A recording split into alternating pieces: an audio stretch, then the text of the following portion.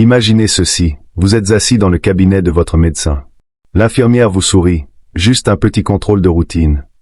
Une prise de sang. Peut-être une échographie. Ou encore un scanner, juste pour être sûr.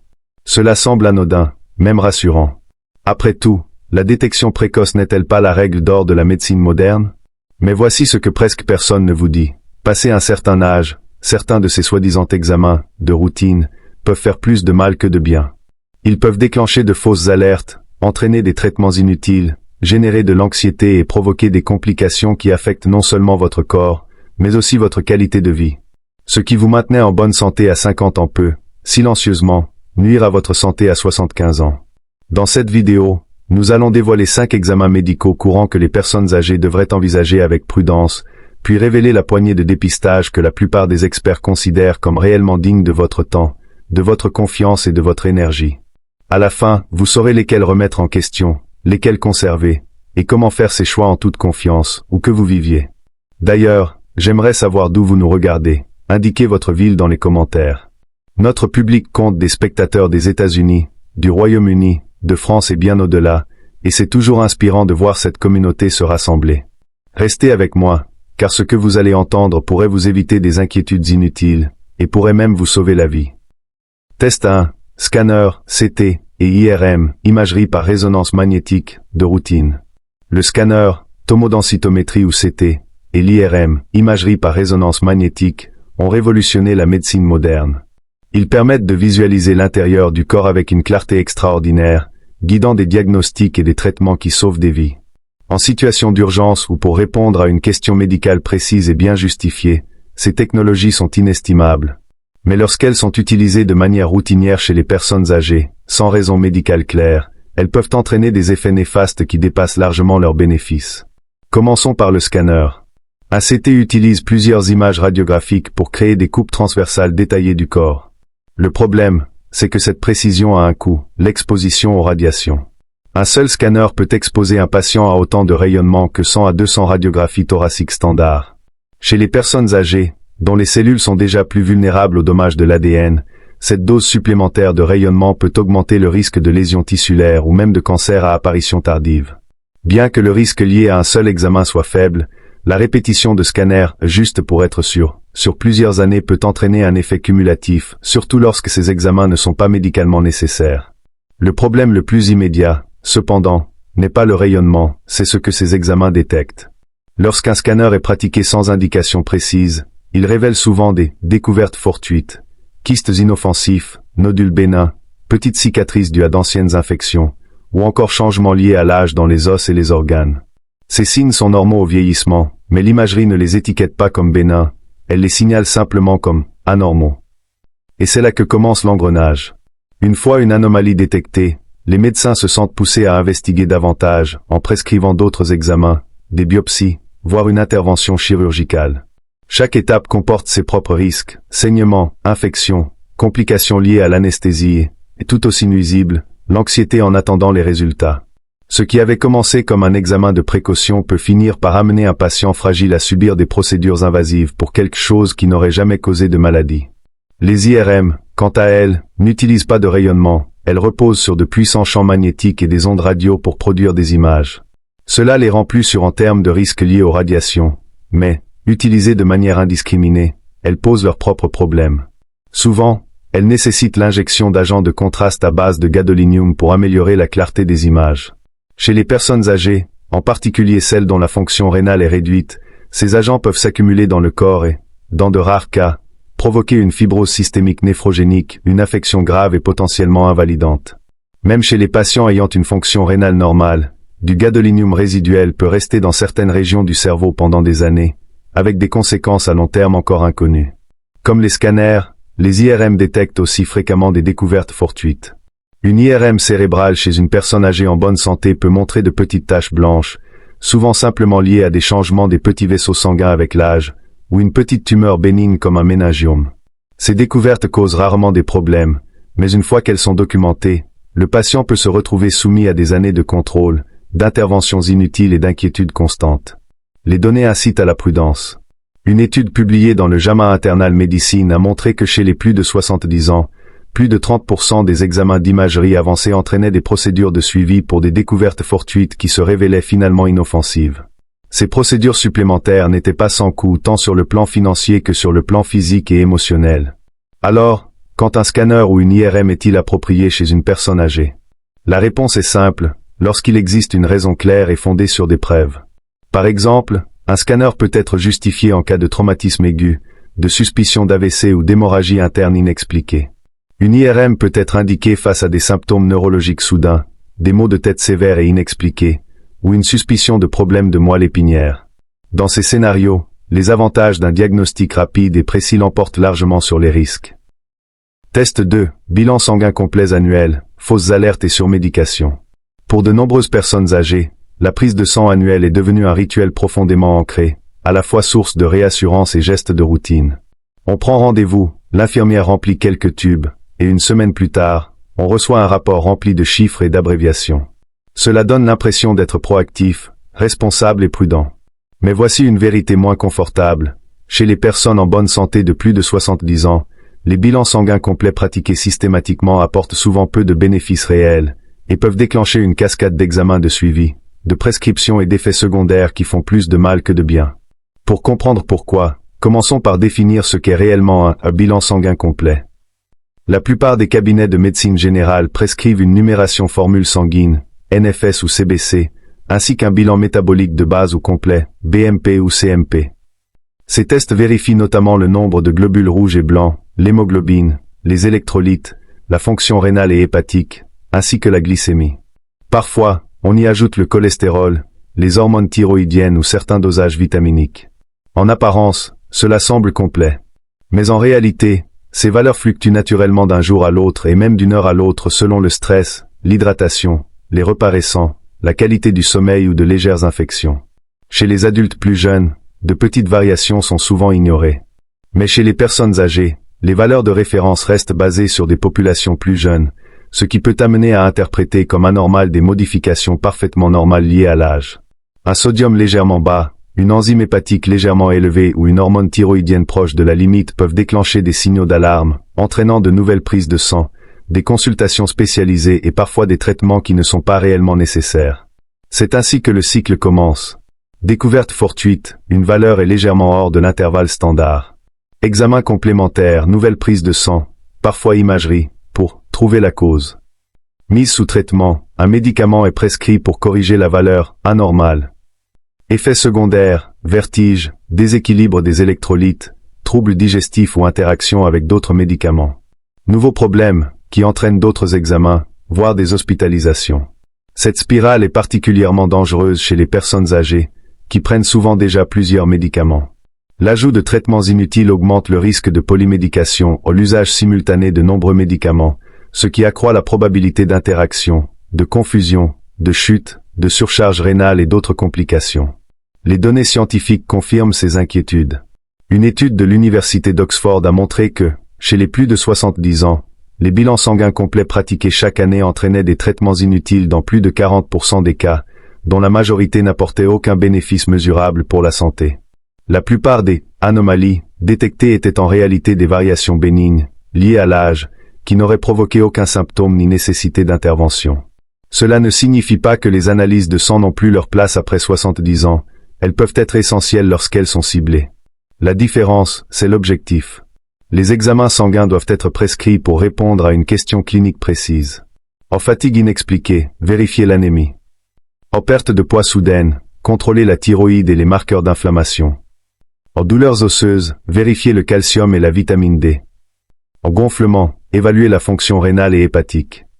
Dans ces situations, les résultats orientent de véritables décisions médicales pouvant améliorer l'état de santé. En résumé, chez les personnes âgées en bonne santé, le bilan sanguin complet, annuel est souvent plus un rituel qu'une nécessité médicale. Sans raison claire, il risque de transformer de petites variations inoffensives en problèmes médicaux à part entière, accompagnés de traitements inutiles et d'effets secondaires. La stratégie la plus judicieuse consiste à réserver les analyses sanguines aux situations où leurs résultats influenceront directement la prise en charge. Test 3. Coloscopie. Pendant des décennies, la coloscopie a été considérée comme la référence absolue du dépistage du cancer colorectal Et pour les adultes âgés de 50 à 65 ans, cette réputation est pleinement méritée. Détecter et retirer des polypes avant qu'ils ne deviennent cancéreux peut réduire considérablement la mortalité liée à cette maladie. Mais après 75 ans, l'équation change. Les risques potentiels de la coloscopie commencent à dépasser ses bénéfices pour de nombreuses personnes âgées, et poursuivre un dépistage systématique peut entraîner des complications bien plus dangereuses que la maladie qu'il est censé prévenir. La première chose à comprendre est que le cancer colorectal se comporte différemment avec l'âge. Chez les adultes plus jeunes, certains polypes et tumeurs peuvent croître rapidement, évoluant parfois d'un stade précancéreux à un cancer en seulement quelques années. Chez les personnes de plus de 75 ans, cependant, la majorité des cancers colorectaux se développent beaucoup plus lentement, souvent si lentement qu'ils ne provoqueraient jamais de symptômes ni ne réduiraient l'espérance de vie restante. Ainsi, détecter et retirer un polype à croissance lente à 78 ans ne prolonge pas nécessairement la vie, alors que l'examen lui-même comporte de réels risques. Une coloscopie n'est pas un examen bénin. La préparation seule, généralement une solution laxative puissante prise la veille, peut provoquer une déshydratation, des déséquilibres électrolytiques et une faiblesse, effet plus dangereux chez les personnes âgées. Chez celles qui présentent des problèmes cardiaques, rénaux ou d'autres maladies chroniques, ces changements dans l'équilibre hydrique et électrolytique peuvent déclencher des complications graves, comme des arythmies ou une insuffisance rénale aiguë. S'ajoute à cela la sédation ou l'anesthésie utilisée pendant l'examen. Bien que souvent considérée comme routinière, elle est plus risquée chez les personnes âgées en raison des changements liés à l'âge dans le métabolisme des médicaments. Le cerveau vieillissant est plus sensible à la confusion post-anesthésique, au délire, voire à un déclin cognitif à long terme, en particulier chez ceux qui présentent déjà de légers troubles de mémoire. Les complications cardiovasculaires sont également plus fréquentes, incluant des chutes de tension artérielle ou des troubles du rythme cardiaque pendant ou après l'examen. L'examen lui-même comporte des risques mécaniques inhérents. Le coloscope, un tube flexible muni d'une caméra, est introduit par le rectum et avancé dans tout le côlon. Entre des mains expérimentées, la procédure est généralement sûre, mais chez les personnes âgées aux tissus plus fragiles, le risque de perforation, déchirure de la paroi du côlon, augmente nettement. Une perforation est une urgence médicale nécessitant presque toujours une chirurgie et comportant un risque élevé d'infection, voire de décès chez les patients fragiles. Les saignements constituent un autre problème. Le retrait de polypes, surtout s'ils sont volumineux, peut provoquer des hémorragies importantes pendant ou après l'examen. Si ces situations sont généralement gérables chez les personnes plus jeunes et en bonne santé, elles peuvent être graves chez les patients âgés, en particulier ceux qui prennent des anticoagulants pour prévenir les maladies cardiaques ou les AVC. Ces saignements peuvent nécessiter une hospitalisation, une transfusion sanguine ou de nouvelles interventions. Les chiffres parlent d'eux-mêmes. Des recherches de la Harvard Medical School ont montré que les personnes de plus de 75 ans présentent jusqu'à 7 fois plus de risques de complications graves liées à la coloscopie que les patients plus jeunes. Ces complications incluent perforation, hémorragie sévère, infections et incidents cardiopulmonaires liés à la sédation. Dans le même temps, la probabilité de détecter un cancer réellement agressif, susceptible d'influencer l'espérance de vie, est relativement faible dans ce groupe d'âge. Alors, quand la coloscopie peut-elle encore être justifiée après 75 ans? La clé est l'évaluation individuelle du risque.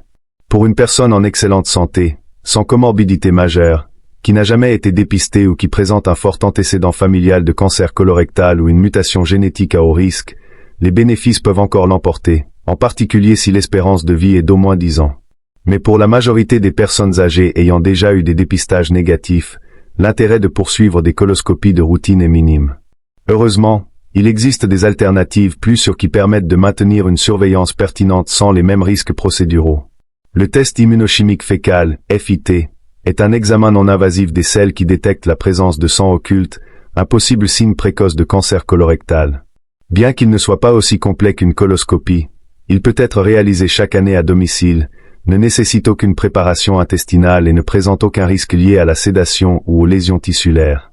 En cas de résultat anormal, une coloscopie peut alors être envisagée, mais uniquement comme un examen diagnostique ciblé, et non comme un dépistage systématique.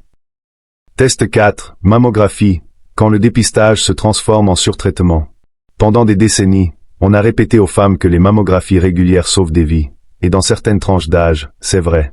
Entre 50 et 69 ans, le dépistage peut détecter des cancers du sein agressifs à un stade précoce, lorsque les chances de traitement réussi sont les plus élevées. Mais passé 70 ans, l'équilibre entre bénéfices et risques commence à se modifier, et souvent d'une manière dont les femmes âgées sont rarement informées. Pour comprendre pourquoi, il faut savoir comment le cancer du sein évolue plus tard dans la vie. Chez les femmes plus jeunes, les tumeurs malignes sont plus susceptibles de croître rapidement et de se propager vite si elles ne sont pas traitées. Chez les femmes âgées, en revanche, les cancers du sein sont souvent biologiquement différents. Ils tendent à croître lentement, à rester localisés pendant des années et, surtout, peuvent ne jamais provoquer de symptômes ni menacer l'espérance de vie. Détecter ces tumeurs précocement n'améliore pas forcément le pronostic, mais le simple fait de les détecter déclenche presque toujours une série d'interventions. Voici comment cela se déroule le plus souvent. Une mammographie de dépistage détecte une anomalie. Cela peut être une petite ombre, une calcification ou une légère modification du tissu. Le radiologue ne peut pas l'écarter d'emblée, donc d'autres examens d'imagerie sont prescrits. Si l'image reste suspecte, une biopsie suit. C'est un geste invasif, nécessitant généralement une anesthésie locale, parfois une sédation. Le prélèvement est analysé et, dans de nombreux cas, le résultat montre une tumeur à faible grade, à croissance lente, ou même une lésion bénigne. Mais le poids psychologique et physique a déjà commencé. Il y a l'anxiété durant l'attente des résultats, l'inconfort ou la douleur liée à la biopsie, et la peur persistante même si le verdict est non dangereux. Et si l'analyse confirme un cancer, même d'un type lent et non agressif, la plupart des patientes sont orientées vers une chirurgie, une radiothérapie ou un traitement hormonal. Pour une femme de 75 ans, ce parcours thérapeutique peut être plus nocif que la tumeur elle-même. La chirurgie comporte des risques liés à l'anesthésie, une cicatrisation plus lente et un taux d'infection plus élevé chez les patientes âgées. La radiothérapie peut provoquer des lésions cutanées, de la fatigue et, dans certains cas, des complications cardiovasculaires. Les traitements hormonaux peuvent entraîner des douleurs articulaires, une perte de densité osseuse et un risque accru de fracture. Tout cela pour un cancer qui, dans de nombreux cas, n'aurait jamais causé de problème au cours de la vie naturelle de la patiente. Les données sont éloquentes. Une vaste étude américaine a montré que les femmes de plus de 70 ans ayant subi des mammographies régulières ne présentaient pas de baisse significative de la mortalité par cancer du sein par rapport à celles qui avaient renoncé au dépistage, mais qu'elles subissaient nettement plus de biopsies, de chirurgies et d'effets secondaires liés aux traitements inutiles. Autrement dit, les bénéfices plafonnaient, mais les risques s'accumulaient. Il faut aussi considérer l'exposition aux radiations. Une mammographie seule délivre une faible dose, mais, au fil des années, l'exposition cumulée augmente. Le risque absolu reste faible, mais il n'est pas nul, surtout pour un tissu mammaire vieillissant, potentiellement plus sensible aux dommages de l'ADN causés par les rayonnements ionisants. Chez certaines femmes, le risque théorique de nuire dépasse alors l'avantage réel de détecter une tumeur qui ne progressera peut-être jamais. Le problème, c'est que les recommandations de dépistage s'adaptent lentement aux nouvelles données, et que le message culturel autour de la mammographie est profondément ancré. Beaucoup de femmes craignent que renoncer à une mammographie soit perçu comme irresponsable, même lorsque la science indique que c'est un choix raisonnable. Cette pression sociale est renforcée par des décennies de campagnes de santé publique associant détection précoce à sauver des vies, sans mettre en avant les nuances liées à l'âge, à la biologie tumorale et à l'état de santé global. Alors, que retenir concrètement? Avoir une discussion honnête avec votre médecin sur votre profil de risque individuel. Demandez quels sont, à votre âge, les bénéfices réels et les risques potentiels de poursuivre les mammographies, compte tenu de votre état de santé et de votre espérance de vie. Si un dépistage est choisi, comprendre que toutes les anomalies ne nécessitent pas un traitement agressif, la surveillance active peut être une option pour les tumeurs à croissance lente. Savoir que refuser un examen de dépistage lorsque les preuves montrent un bénéfice limité n'est pas de la négligence, c'est une décision informée et protectrice. La médecine est la plus efficace lorsqu'elle est personnalisée. Après 70 ans, l'objectif n'est pas seulement de détecter la maladie à tout prix, mais de préserver la qualité de vie, l'autonomie et d'éviter les interventions qui peuvent causer plus de tort que de bien. La mammographie peut sauver des vies dans le bon contexte, mais, dans le mauvais, elle peut transformer discrètement des femmes en bonne santé en patientes, avec tous les risques que cela comporte. Test 5. Test sanguin PSA. Pour de nombreux hommes de plus de 60 ans, le test sanguin PSA est devenu aussi habituel qu'un bilan annuel. Cet examen mesure le taux d'antigène spécifique de la prostate, PSA, dans le sang, une protéine produite par la glande prostatique. Un taux élevé peut indiquer la présence d'un cancer de la prostate, ce qui explique pourquoi, pendant des années, il a été présenté comme un outil simple et salvateur de dépistage. Mais la réalité, en particulier pour les hommes de plus de 70 ans, est bien plus complexe. En fait, le dépistage généralisé du PSA chez les hommes âgés est l'un des sujets les plus débattus de la médecine moderne. Premier problème, le PSA n'est pas spécifique au cancer. Son taux peut augmenter pour de nombreuses raisons bénignes, une hypertrophie bénigne de la prostate, HBP, une inflammation, prostatite, une activité sexuelle récente, ou même quelque chose d'aussi banal qu'une balade à vélo. Ces causes non cancéreuses sont fréquentes chez les hommes âgés, ce qui rend les fausses alertes courantes. Un PSA légèrement élevé peut déclencher une série d'examens complémentaires, notamment une biopsie de la prostate. Une biopsie consiste à insérer des aiguilles à travers la paroi rectale pour prélever des échantillons de tissu prostatique. Bien qu'elle soit généralement réalisée sous anesthésie locale, elle est loin d'être anodine. Les complications possibles incluent saignements, infections, troubles urinaires et inconfort pelvien persistant. Chez certains hommes, ces effets durent des semaines, voire des mois. Plus préoccupant encore, les études montrent qu'un grand nombre des cancers de la prostate détectés de cette manière chez les hommes âgés sont des tumeurs à croissance lente, qui n'auraient jamais provoqué de symptômes ni menacé l'espérance de vie. Voici le cœur du dilemme. Une fois qu'un cancer est découvert, même inoffensif, la plupart des patients et des médecins se sentent poussés à le traiter. Et ces traitements peuvent avoir des conséquences durables sur la qualité de vie. La chirurgie d'ablation de la prostate, prostatectomie, et la radiothérapie comportent toutes deux des risques importants: incontinence urinaire, dysfonction érectile, troubles digestifs, douleurs chroniques et fatigue. Chez un homme septuagénaire, les effets indésirables de ces interventions peuvent largement dépasser les bénéfices, surtout si le cancer n'aurait jamais évolué. Les statistiques sont parlantes.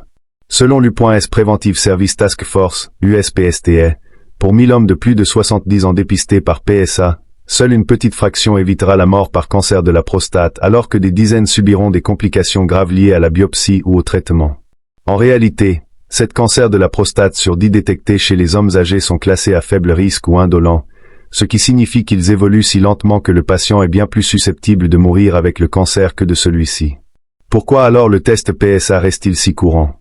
En partie parce qu'il est rapide, peu coûteux et profondément ancré dans la culture médicale. De nombreux hommes le demandent par habitude, convaincus que plus d'informations est toujours mieux. Et beaucoup de médecins le proposent sans expliquer pleinement ses limites et ses risques, par crainte de manquer un rare cancer agressif. Mais les recommandations ont évolué. L'USPSTA et de nombreuses grandes organisations médicales déconseillent désormais le dépistage systématique du PSA chez les hommes de plus de 70 ans, sauf en présence de facteurs de risque exceptionnels, comme un fort antécédent familial de cancer de la prostate précoce et agressif ou la présence de mutations génétiques à haut risque, comme BRCA2. Pour les hommes septuagénaires qui souhaitent tout de même évaluer la santé de leur prostate, il existe des options plus fines qu'un simple dosage du PSA. Le rapport PSA libre PSA total peut aider à distinguer les causes cancéreuses des causes bénignes d'une élévation. L'IRM multiparamétrique permet de visualiser les zones suspectes avant de décider d'une biopsie, réduisant ainsi les procédures invasives inutiles. Certains spécialistes utilisent également des tests avancés de biomarqueurs qui améliorent la précision et réduisent les faux positifs. L'approche pratique est la suivante. Si vous avez plus de 70 ans et êtes asymptomatique, pas de troubles urinaires, pas de sang dans les urines, pas de douleur pelvienne inexpliquée, les bénéfices potentiels d'un test PSA sont minimes. Si vous présentez des symptômes, le test peut faire partie d'un bilan diagnostique ciblé, mais ne devrait jamais être le seul élément de décision pour des procédures invasives. Et si un cancer à croissance lente est découvert, la surveillance active, un suivi régulier sans traitement immédiat peut être une option sûre, préservant la qualité de vie. Dépistage recommandé 1. Surveillance de la tension artérielle et de la fibrillation auriculaire. Tous les examens ne perdent pas leur utilité après 70 ans. En réalité, certains deviennent plus importants que jamais, car ils permettent de détecter des affections à la fois silencieuses et dangereuses, mais hautement traitables lorsqu'elles sont identifiées tôt. En tête de liste figure la surveillance régulière de l'hypertension artérielle et de la fibrillation auriculaire, FA, un trouble fréquent du rythme cardiaque. Ensemble, ces deux affections représentent une part importante des AVC, des cas d'insuffisance cardiaque et des décès prématurés chez les personnes âgées, et un dépistage approprié peut en prévenir de nombreux cas. Commençons par la tension artérielle. L'hypertension est surnommée le « tueur silencieux ». Pour une bonne raison, elle ne provoque souvent aucun symptôme jusqu'à ce qu'elle cause de sérieux dégâts.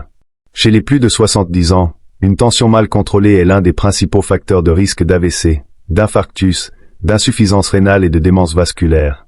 Contrairement à certaines maladies évoquées plus tôt, l'hypertension peut évoluer rapidement, et la faire baisser, même légèrement, réduit de manière significative le risque d'événements catastrophiques. L'avantage du dépistage de la tension artérielle est sa simplicité et sa sécurité. Il peut se faire au cabinet médical, en pharmacie ou à domicile avec un tensiomètre validé. Pas de rayonnement, pas de procédure invasive, et pratiquement aucun inconvénient à des contrôles réguliers. L'important, c'est la régularité. La tension devrait être mesurée au moins tous les quelques mois, et plus fréquemment chez les personnes ayant déjà présenté des valeurs élevées ou une maladie cardiovasculaire.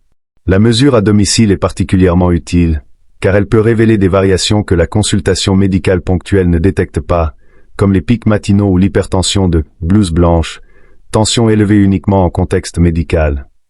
Passons à la fibrillation auriculaire, l'arythmie la plus courante chez les personnes âgées. La FA provoque des battements irréguliers et inefficaces dans les oreillettes, favorisant la stagnation du sang et la formation de caillots. Si un caillot se déplace vers le cerveau, il peut provoquer un AVC, souvent grave et entraînant des séquelles durables. Le risque de FA augmente fortement avec l'âge, et de nombreux cas sont asymptomatiques. Certaines personnes ressentent des palpitations ou un essoufflement, mais d'autres n'ont aucun signe avant qu'un AVC ne survienne. Le dépistage de la FA peut être aussi simple qu'un médecin qui prend votre pouls lors d'une consultation, mais la technologie offre aujourd'hui de meilleurs outils. L'électrocardiogramme, ECG, à 12 dérivations reste la référence, mais des dispositifs portables, tels que les moniteurs ECG à contact digital ou les montres connectées, peuvent également détecter les irrégularités avec une précision impressionnante. Un dépistage périodique est particulièrement important pour les personnes souffrant d'hypertension, de diabète, de maladies cardiaques ou ayant déjà subi un AVC. L'intérêt de détecter une FA est immédiat et considérable.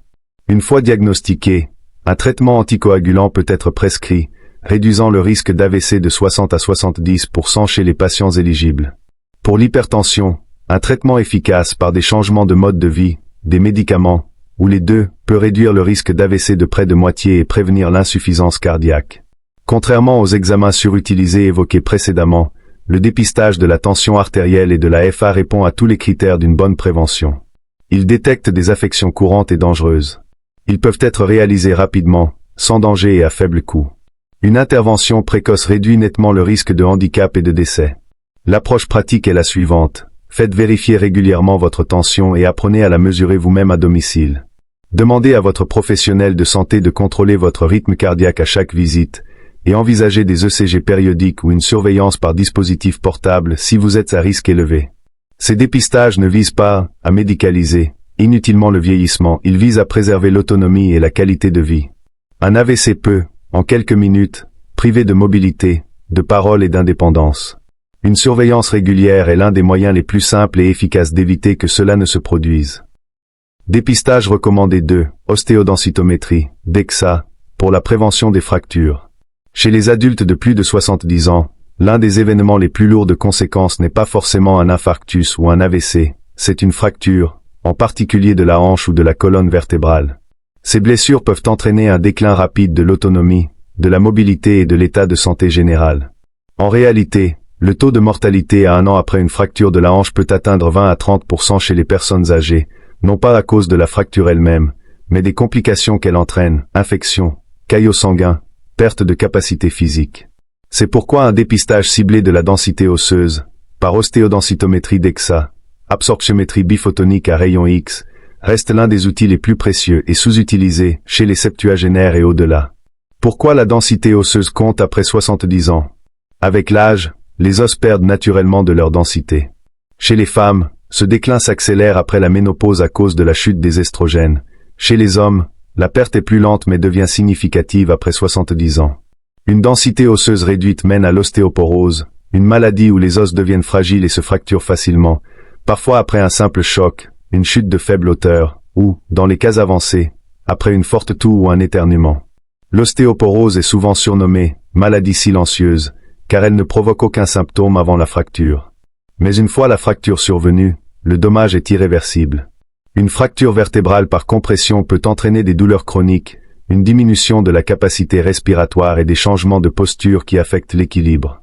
Une fracture de la hanche nécessite souvent une chirurgie, une rééducation prolongée et peut limiter définitivement la mobilité. La seule véritable guérison est la prévention et celle-ci commence par connaître sa densité osseuse. L'importance du moment et du ciblage. Pour la plupart des adultes en bonne santé, un examen DEXA de référence est recommandé à partir de 65 ans chez les femmes et 70 ans chez les hommes. Ensuite, la fréquence dépend des résultats. Densité normale, contrôle tous les 5 à 10 ans. Ostéopénie, perte osseuse légère, contrôle tous les 2 à 5 ans. Ostéoporose, contrôle tous les 1 à 2 ans pour évaluer l'efficacité du traitement. Il est important de noter que tout le monde n'a pas besoin de répéter l'examen selon un calendrier fixe. Si votre densité osseuse est bonne et que vous n'avez pas de facteur de risque, un suivi annuel est inutile. En revanche, si vous avez déjà eu des fractures, prenez des médicaments qui fragilisent les os, comme les corticoïdes au long cours, ou souffrez de maladies affectant l'absorption du calcium, des contrôles plus fréquents sont justifiés. Facteurs de risque nécessitant un dépistage. Fracture après 50 ans. Antécédents familiaux d'ostéoporose ou de fracture de la hanche. Utilisation prolongée de corticoïdes ou de certains traitements anticancéreux. Faible poids ou perte de poids importante et involontaire. Tabagisme ou consommation excessive d'alcool. Maladies comme la polyarthrite rhumatoïde, la maladie cœliaque ou l'insuffisance rénale chronique. Dépistage recommandé 3. Examen de la vue et de l'audition. Pourquoi la vision doit être surveillée après 70 ans? Les changements visuels sont fréquents avec l'âge, mais ils ne se produisent pas toujours assez lentement pour que l'on s'en rende compte. La cataracte, le glaucome, la dégénérescence maculaire et la rétinopathie diabétique peuvent évoluer silencieusement jusqu'à ce que les lésions soient avancées. Une mauvaise vision augmente le risque de chute, d'accidents de voiture et de difficultés à gérer ces médicaments, autant de menaces majeures pour l'autonomie des personnes âgées. Cataracte, opacifie le cristallin, brouille la vision et ternit les couleurs. Très fréquente, à 80 ans, plus d'une personne sur 2 en est atteinte ou a déjà été opérée. Glaucome, endommage le nerf optique, souvent sans symptômes jusqu'à la perte de la vision périphérique. Sans traitement, il peut conduire à une cécité irréversible. Dégénérescence maculaire, altère la vision centrale, rendant difficile la lecture, la reconnaissance des visages ou la perception des détails. Rétinopathie diabétique, liée à des lésions des vaisseaux sanguins de la rétine, elle est l'une des principales causes de cécité chez les personnes âgées diabétiques. La plupart de ces pertes de vision sont évitables ou traitables si elles sont détectées tôt. C'est pourquoi les experts recommandent un examen ophtalmologique complet avec dilatation tous les 1 à 2 ans après 65 ans, plus souvent en cas de diabète, d'antécédents familiaux de maladies oculaires ou de problèmes visuels existants. Contrairement à un simple test de lecture sur tableau, un examen dilaté permet aux spécialistes de voir en détail la rétine, le nerf optique et les vaisseaux sanguins. Pourquoi l'audition doit être testée après 70 ans? La perte auditive touche plus de 2/3 des adultes de plus de 70 ans. Pourtant, beaucoup l'ignorent ou la minimisent pendant des années, pensant qu'il s'agit simplement d'un signe normal du vieillissement. Ces conséquences vont bien au-delà des difficultés de conversation.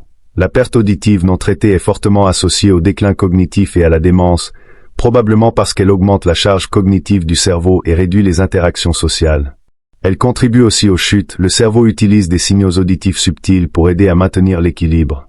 Le dépistage est rapide et indolore. Un audiogramme réalisé par un audiologiste reste la référence, mesurant la capacité auditive sur plusieurs fréquences. Même un simple test auditif en cabinet ou via une application mobile validée peut détecter des anomalies. En cas de perte auditive, les solutions incluent des appareils auditifs modernes, plus discrets et performants que jamais, des dispositifs d'aide à l'écoute, ou, dans certains cas, des traitements médicaux ou chirurgicaux. Les recherches montrent que traiter précocement la perte auditive améliore la communication, restaure la vie sociale, réduit les symptômes dépressifs et aide à préserver les fonctions cognitives. Une étude majeure a révélé que les personnes âgées ayant commencé à utiliser des appareils auditifs présentaient un déclin cognitif presque 2 fois plus lent sur 3 ans que celles ayant laissé la perte auditive non traitée. Et maintenant, j'aimerais avoir de vos nouvelles. D'où nous regardez-vous? Avez-vous déjà refusé un examen que votre médecin vous avait recommandé, ou au contraire accepté un test qui a vraiment fait la différence?